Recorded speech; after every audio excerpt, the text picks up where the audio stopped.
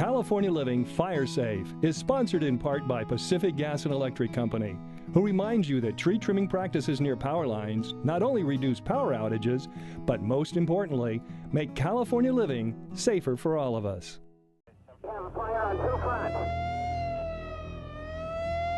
They are California's recurring nightmare: wildfires.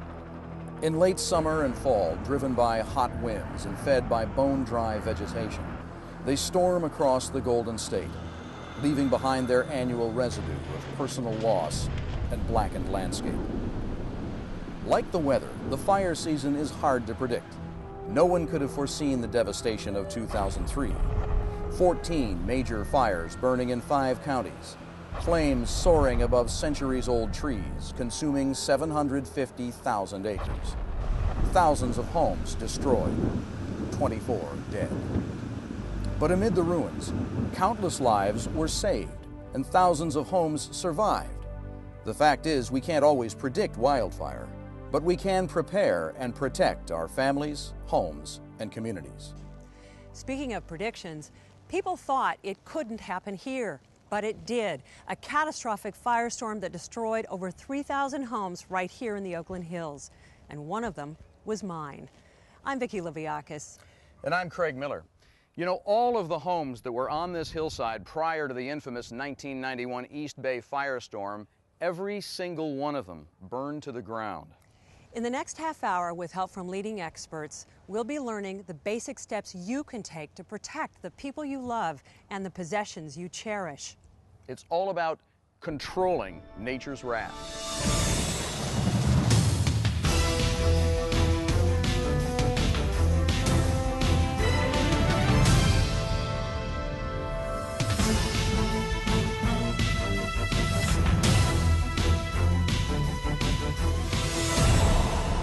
As a news reporter and a member of my county's search and rescue team, I've seen firsthand the havoc that natural disasters can wreak on our lives. But these hills hold particularly disturbing memories. It was in these foothills overlooking the San Francisco Bay that in 1991, a firestorm with conditions very much like this wiped out homes along the ridge. I lost virtually everything I owned, including one of my 2 dogs. My family and I were lucky enough to escape with our lives. That was where you went up through the deck? That's the fireplace? That's our fireplace, Mike. Being involved with the traumatic aftermath was one of the most painful events of my life. That experience is just one of the reasons we want to do everything possible to help you protect and defend your homes and families. When it comes to fire and life safety, the effort you invest now will pay off, even if you never experience a wildfire. So, let's get started. First, we're heading to Southern California, where I'll check in with a veteran firefighter for a quick primer on the principles of fire and life safety. Then I'll be in Glendora, where we'll learn how to make your landscaping the first line of defense against wildfire. Next stop, Redlands, where we'll explore the latest developments in fire-safe building standards and how to evacuate in case of fire. We'll also visit California communities where fire safety is a way of life. Well, what do you say we head south? Let's get the show on the road. All right. Safe travels. Take care. We're here in Riverside at the California Department of Forestry and Fire Protection, better known to most of us as CDF. We'll be talking with Rick Vogt, who's a captain here and a career firefighter. So, not much going on today. Okay. Hey, Rick. Hi, Craig. Good to see you. Nice to see you. Well, this place certainly has that nerve center feel to it, but what actually happens here? Well, this is the Southern California Operations Center. It's where resources are coordinated and deployed to emergencies. And when you say resources, you're talking about? Air tankers, fire engines, hand crews, anything that's needed for a wildfire. Okay. Another question for you. This term fire safe, what does that actually mean to you? Well, being fire safe means that your home is prepared for the eventuality of a fire. Okay, so let's say I've taken the steps and made my property fire safe. I take it that's not a guarantee. Well, that's a good question. We've done historical reviews of homes and fires, and we've consistently found that the combination of a fire-safe landscape and a fire-rated roof greatly improves a home's chances for survival. Greatly meaning? Well, in one case we found that it could increase the chances up to 86%. Wow, okay, that's hard to argue with. But now let's say I don't do anything. Well, if a home isn't fire-safe, it probably won't survive a wildfire. During a major fire, there aren't enough fire engines to immediately protect every structure. Homeowners need to do what they can to give the firefighters time to do their job. For example, a study of Santa Barbara's paint fire shows homes with untreated wood-shake roofs and inadequate brush clearance had a survival rate of less than 4%. 4%. So you're saying that a house that has not been made fire safe is virtually asking for trouble. Exactly. But doesn't it make a difference where you live? That's right. Millions of us live in or near what we call the wildland-urban interface. This is where homes are built in or next to natural areas. Some plants in these areas actually depend on fire for survival. When fire removes thick stands of shrubs, it increases the water supply. California has naturally adapted to fire. Okay, so if plants provide most of the fuel for wildfire, then I guess a lot of being fire safe just comes down to landscaping. Absolutely. In fact, as soon as we're done here, I'm heading over to Glendora, where your co-host Vicki and I are going to look at the crucial connection between landscape and a fire-safe home. All right, well, in that case, I think we are done here. Thanks for the tour, Rick. You're welcome. Well, Vicki, I'm guessing that you've picked out a house that's just undergone a complete fire-safe landscaping makeover. That's right, Craig.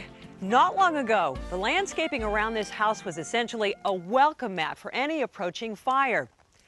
All it took was a close call for SP Bone Christiani and her husband to decided they needed a change of scenery. SP, tell me a little bit about the fire that threatened your house.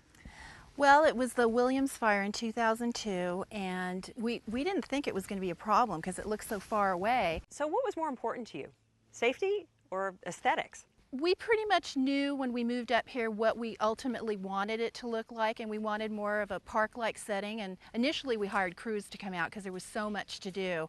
You know, it sounds like you've done a terrific job in taking care of business. I hear Rick driving up, so why don't we just get in the yard and see what's been done? Okay, great. Hey Rick, good to see you. Hi Vicki, nice to see you. Can you walk us through exactly what it took to turn this landscaping into that living fire barrier you were telling Craig about? Well, Vicki, first and foremost, homeowners need to be aware of the fact that state law actually requires them to install and maintain defensible space. Now that's removing all flammable vegetation within 100 feet of structures on their property. This is a platform from where firefighters can work during a wildfire. This defensible space is the backbone of a fire-safe landscape. So homes throughout California, do they all have to maintain that 100-foot barrier? You know, that's a good question. State law recently changed in January 2005, upping the minimum requirement from 30 foot to 100 foot. For example, if your house is on a hillside, you may want to clear flammable plants 300 feet or more around the house. That's why it's critical for homeowners to check local ordinances. You know, you also talked about removing all flammable vegetation from an area. Does that mean having a bare ring of dirt around the house or what? Not at all. What you really want to do is create a green belt of irrigated, low-growing, fire-resistant plants. And lucky for us, there are plenty of options to choose from here in California.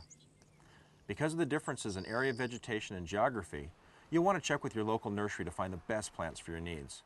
So tell us a little bit about how this particular project unfolded. Well, originally, their landscaping was an accident waiting to happen. It was completely overgrown with what we call ladder fuels, or in other words, untrimmed, overgrown plants that would have helped any fire climb up from the ground, into the trees, and eventually over to the house. Once that area was cleared, the first task was to develop a fire-safe landscaping plan, which required installing an irrigation system. But aren't most fire-resistant plants drought-resistant too? Well, careful, Vicki. Drought-resistant doesn't necessarily mean fire-resistant. Even so, a healthy, well-watered plant is far more likely to be fire-safe. What kind of plants did they select? They put in plants that are low-growing. They don't generate very many dead leaves or dry branches that could serve as fuel for a wildfire. Yeah, it makes a lot of sense, and I've also noticed they're well-spaced. They are, and you know that's good practice no matter how old your landscaping is. You also want to make sure that your plants are well-trimmed and litter-free. How about trees? Do you have any suggestions? Sure. Trees, you need to plan for how large they'll be when they're mature and make sure they're at least 10 feet from the structure. But you also want to keep your eyes on nearby power lines. Plant too close to the lines and you risk creating a dangerous contact that can generate sparks. Now, Rick, what if we already have tall trees on the property? Well, if the trees are touching the power lines, the homeowners need to contact the power companies immediately. They'll be happy to come out and trim the trees back free of charge. And about types of trees, are some more flammable than others? Yes, conifers like pine, cedar, and juniper can be extremely flammable. In the case of this particular home, they were lucky. The trees that you see were part of the original landscape. All they had to do was add some jute mesh and some new plants to hold in the soil. You know, it's really neat. I've noticed that not only is it beautiful, but everything really has that California look too. Well, you're right. Native plants are well adapted to the climate and conditions. Just check in with your nearest CDF headquarters, local fire agency, or UC Cooperative Extension to get a list of what's recommended for your own region. So Rick, what about the work that's been done to the outskirts of the yard? Well, in general, the spacing between large shrubs and trees is essential, even in this area, to ensure that you don't have a continuous fuel supply that could lead a wildfire right to the door. You know, standing here, you can see that what they've done has really reduced the amount of fuel and then increased the fire safety conditions for the Bone Cristianes. They've done a great job. And now let's help them out and put up the finishing touches. Sure, if you'll give me a hand, we'll put up the address sign that'll help firefighters find their home during a fire. Now the number should be reflective, 3 inches high, 3/8 of an inch wide, and on contrasting background. Okay. Looks good. Looks great. Thanks for the tour and the explanation, Rick. You're welcome. For more information about fire-safe landscaping and creating defensible space, drop by our website at fire.ca.gov. Now that we've covered the yard, it's time to turn our attention to the house. Craig's at a home site in Redlands where we're going to get an up-close look at fire-safe construction. Well, Vicki, let's take it from the top and the roof. It is by far your home's biggest horizontal surface and therefore the most vulnerable not just to flames but to flying embers, which can travel up to 1 mile from the fire itself. The longer your roof can withstand the assault from those embers, the better your home's chance of survival. Redlands Fire Marshal Leonard Temby inspects homes for compliance with local fire-safe building codes. And Leonard, from the way you're looking around, I gather we're not just talking about that top layer of roofing here. Absolutely, Craig. Many layers make up the roof system or classification, those classifications being Class A, Class B, and Class C, A being the best. And these classes are just ranking the roof's ability to withstand fire. We're talking about the total protection of the roof deck, we're talking about the roof deck's flammability, and we're talking about the roof deck's tendency to produce flying brands and embers that would threaten the neighbor's house. Well, but wait a minute, don't all homes today have to have Class A fire-rated roofs? You need to check with your local building official, your local fire marshal, see what the codes are in your area for a Class A roof. Here today we're in a hazardous fire area. Okay. This house actually burned down as part of some 300 houses that burned down in the old Waterman Canyon fire. Okay. So this is being rebuilt now. This is being with rebuilt a Class A roof. with a Class A roof. Here's an example. You have your roof sheeting, your felt paper, and your concrete tile, which makes up your Class A roof assembly. Now, what about the old wood shake roof? Would you advise anybody to have one of those? Only if it's a pressure-treated, fire-retardant wood shake roof that meets the strict California Building Code standards. Any other wood roof is very dangerous. And yet these newer fire-retardant materials, they have to cost more. They do cost more, but a recent CDF study shows that a fire-retardant roof increases the structure's survivability by 50%. Whoa, well, it's tough to put a price on something like that. But now let's take this as an example where we are. It's brand new construction, lots of opportunities to make it fire safe, but a lot of us live in older homes. What about us? Well, for those of you that live in older homes, if you have a wood shake roof and you're not sure that it's pressure treated and fire retardant, the wood shake roof needs to come off. Wow. The good news is that you don't have to start from scratch to make a fire safe house. For example, keep your gutters clear, and when you're doing a remodel job, always use fire safe materials. Speaking of materials, Leonard, I'm seeing a lot of this galvanized mesh laying around the site. There's two materials here. One is the half-inch mesh that you see here, and this is for the chimneys for like spark arresters. Oh, okay. The quarter-inch mesh, the smaller mesh, would be used for attic vents or vents along the soffits here. To keep embers out, To keep basically. embers out, right. correct. Speaking of which, aren't the eaves awfully vulnerable to that too? These eaves will be boxed and enclosed. That's what that cross piece That's is what for, the that cross little member extra is piece? is to box the non-combustible materials. Now over here we've got a window going in. Anything we can do with windows? Yes, you can. The windows need to be either dual or triple glazed windows to prevent embers or burning debris to striking the windows and entering the house. Okay, just harder to penetrate, in Harder other to words. penetrate, that's right. Just about every California house has a deck, you've probably noticed. Yes. Are those vulnerable too? Decks should be made of fire-resistant materials. They should be boxed and enclosed, Just like the eaves. just like the eaves. Well, Leonard, thanks very much for giving us You some bet. insight on the outside, so to speak. Now we're going to catch up with Vicki. She's with Terry Mizuhara from CDF, and they're going to give us some ideas on things we can do to improve fire and life safety inside the house. Thanks, Craig. You know, Terry, during my own experience, my family barely escaped with their lives. To be honest, we didn't have a real evacuation plan. Is that something that's fairly common? It is, Vicki, but as you found out, families need evacuation plans and they need to practice them on a regular basis, especially in the case that they're ordered to evacuate. However, you shouldn't wait till you're ordered out. If you're on your own and it's your call, when in doubt, get out. What makes for a good plan?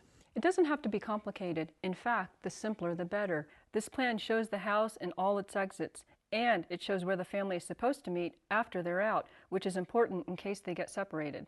And it's human nature to try and save as much as you can by grabbing things on your way out.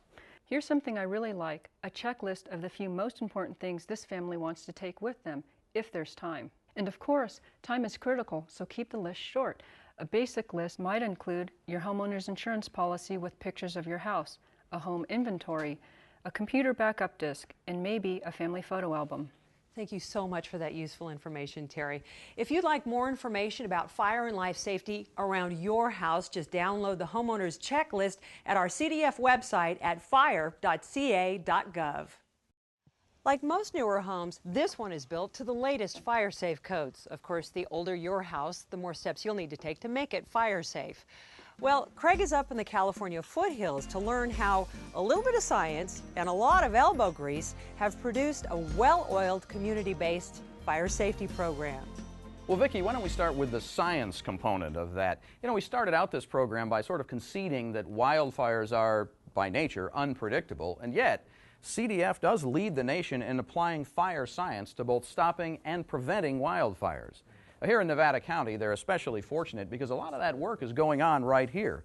Right now, in fact, Sean Griffiths is the pre-fire engineer for CDF in Nevada County. Sean, when I hear pre-fire, I'm thinking that's got to be prevention. Am I close? Yeah, that's correct. It's my responsibility to analyze the data that's out there, fuels, weather, and topography, to identify those areas that are at the highest risk to a costly and damaging fire. Okay. On the protection side, we know what we're supposed to do. We fight fire aggressively and safely. Sure. However, on the prevention side, we need to be able to get the word out to the public as to what they can do to prevent a fire from spreading into their home. Okay. And we're able to do that with the help of our local fire safe councils. I'm glad you brought up this idea of the Fire Safe Council, because I think it's time that I got out there and found out exactly how these councils work. So thanks a lot. You're welcome. If we could get that. Well, it turns out that a Fire Safe Council is a community-based group made up of ordinary citizens, anybody really who's interested in improving community fire safety. Now, up here in Grass Valley, they've attacked the fuel component of this fire danger equation that we were talking about earlier with Sean. This is Michelle Phillips. She heads up the Nevada County Fire Safe Council and is in charge of the brush clearing and, I guess, public education component too, right? Yeah. So what have you got here? It's our fire hazard rating map. It helps us to prioritize our areas in planning for defensible space clearing and chipping. Okay. Last year alone, we treated 800 properties with our free chipping program. 800 just in this county? Yeah. How do you manage that with what I would think has to be a small group of people? A lot of teamwork. The homeowners do all the stacking and cutting and clearing themselves, and we provide the chippers and the crews to do the chipping. How's that working out? Good so far. Clearing the brush the first time is definitely an accomplishment. Yeah, but then it keeps growing back, right? It does. Our office receives hundreds of phone calls requesting chipper services, and we can barely keep up with the demand for services. Well, I guess that's not a bad problem to have in your position, though. It's not. Our programs are definitely working. Congratulations. Sounds like they are. Now, to find out where the nearest Fire Safe Council is to you, or if you want to start one, just drop by our website and look for the link that says firesafecouncil.org. With more than 125 of these local councils around California, you might say the idea is spreading like wildfire. In fact, Vicki is down in San Diego County right now with one of these newer councils to find out how this all works at the grassroots level. Kind of like this, Craig. If you live in Carvacre, a seemingly innocent question like, hey, what are you doing for the weekend, can easily turn into a couple of hours of brush clearing. Dave Duke is a firefighter and the co-founder of the Carvacre Fire Safe Council. Every weekend, he recruits his neighbors for chipper duty, so who am I to resist the call? Hi, Dave. Hi, Vicki. Seriously, you're devoting a chunk of your time here, and this isn't even your house. Well, we have 80 homes here in Carvacre, and we know the fire department response time is going to be 20 minutes. So we either stand on our own right here, or we lose everything we have. And this is part of how you make your stand? That's right. The brush used to grow right up close to the roads and around most of the houses. But now I feel like we have pretty good clearance. So it's good work. I mean, is this something you charge for? No, we don't charge. We do ask for donations, but most of our funding comes from federal grants. Money certainly well spent. Thank you so much for your time. And if you have a fire safety program that is in need of financial help, you'll want to check with the National Fire Plan. They're on the web at grant.firesafecouncil.org. Greg is up in Butte County. I sure hope he's breaking a sweat. Not only am I not sweating, Vicki, but I'm in paradise. Paradise, California, that is. It's a town of about 27,000 people up in the foothills east of Chico. Now, this area I'm standing in now is known as a shaded fuel break. What that means is they've cleared away a lot of the ground level brush and thinned out quite a few of the smaller trees. What that leaves is a much less volatile canopy overhead. In the days before Smokey Bear exhorted us to prevent all forest fires, nature routinely used fire to clear the forest floor. The result was a landscape like this, where a fire is less likely to become a major disaster. This fuel break provides an attractive and practical buffer between an advancing wildfire and the homes on the other side. It's one of the many projects supported by members of the Butte County Fire Safe Council, where Brenda Reitmeyer is the hands-on coordinator. Brenda, what got you involved in your community's Fire Safe Council? Well, we're a small, tight-knit group up here, Craig, and we have many friends that have lost home to wildfires. I got involved with the Fire Safe Council because I really don't want to see that happen again. No, of course not. And yet, for a relatively small community, it's a lot of work. It's a pretty big project to take on. Yes, but it must be done, and it must be done by the community. Some of the homes up here are so close together that anything short of 100% compliance is unacceptable. Otherwise, the fire can travel real quickly from home to home. Well, so far, would you say the effort is paying off? Oh, it sure is. And if you have a few more minutes, I'd like to show you another shaded fuel break that was instrumental in saving over 1,000 people's homes. Oh, I would absolutely like to see that. Well, let's go. All right. Well, Brenda, we're up here a little higher elevation now, but this shaded fuel break here looks an awful lot like the one you showed me before, except obviously less shaded. It really is, and it was one that was put to the test and worked, created by a private property owner, and PG&E does clearance under and around the power lines. Yeah, I see that. In fact, here's Ed McGreeny from Pacific Gas and Electric Company. Hey, Ed, good to see you. Good to see you, too. Since you're here, let me ask you, why such a focus on clearing around these power lines? Well, we clear around the power lines in order to provide safe and reliable service to our customers, and to comply with all state and federal laws. And probably the most important thing is to reduce the risk of fire and save lives. Well, sure. In fact, Brenda says you've had some pretty remarkable success with that already. Yes, we have. A few years ago, there was a Highway 70 fire that came burning up along this ridge.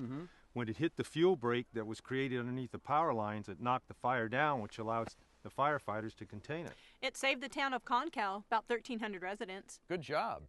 Brenda, Ed, thanks to both of you for showing us in very graphic terms how both community action and corporate involvement can save lives and property. My pleasure. We're PG&E at your service. You bet. In fact, it looks like you're really making a difference up here right now. Thanks again.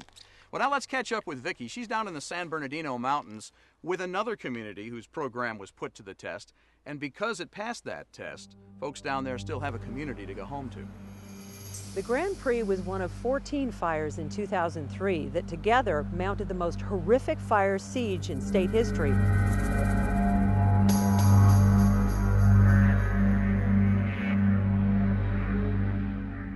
It threatened to destroy all 350 homes in Lakeside Creek that year, but nearly all of them survived. Call it a miracle? Not quite.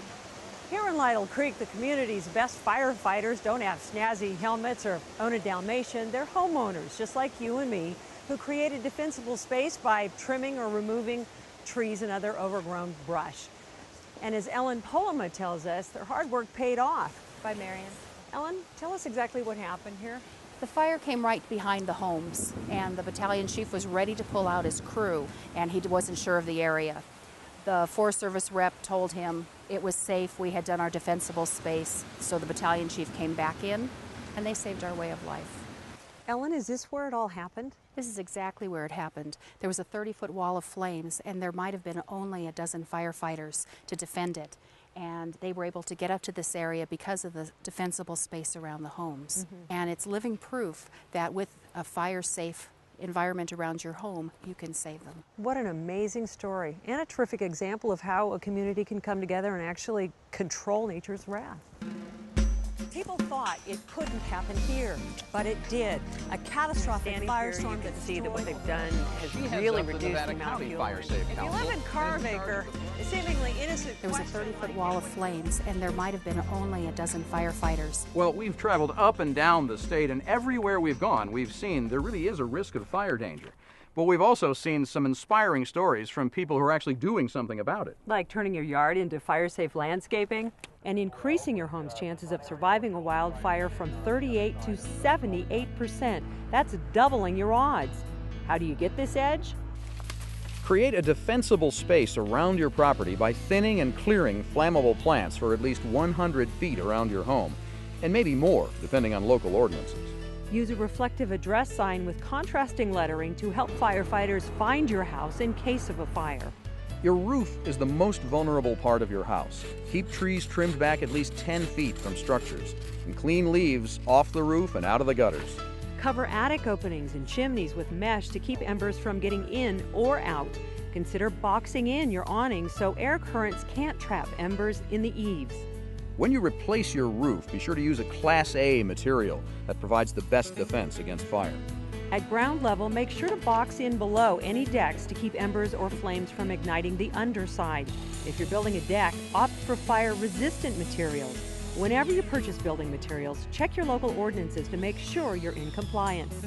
If you have to leave your home, don't hesitate. Go immediately. Have an evacuation plan. Know every exit and where your family will meet if they're separated. And have an evacuation checklist just in case you have time to take anything. List only what you absolutely need and know where it all is during fire season. I didn't have time for anything when my house burned. I lost it all. But nothing you own is worth your life. So keep in mind that part of being fire safe means getting to safety when fire threatens. Consider joining or starting a local fire safe council where you live. When fire threatens, your neighbors may be your best protection. And if you're wondering if all this hard work is worth it, just ask any of the folks here in Lytle Creek or take it from me. The answer is yes. The decisions you make today will eventually determine how successful you are at controlling nature's wrath. Thanks for watching. So long.